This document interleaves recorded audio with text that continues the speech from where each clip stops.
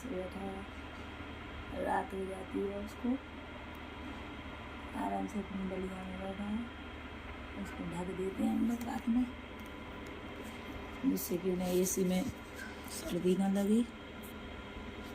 आराम से कपड़े से ढक दो, टॉवल से, रात में ऐसे सो जाते हैं। सुबह होती है, उसके बाद सुबह पढ़ने लगते हैं, मम्मी सीताराम, मम्मी सीताराम। सब बैठे हैं अपने आराम से, अपने पिंजरे में सो रहे हैं आराम से। दोनों सो, तीनों सो रहे हैं। देखो धीमे से देखो, कुछ सो रहे हैं। आँखें दिखाएं आपको।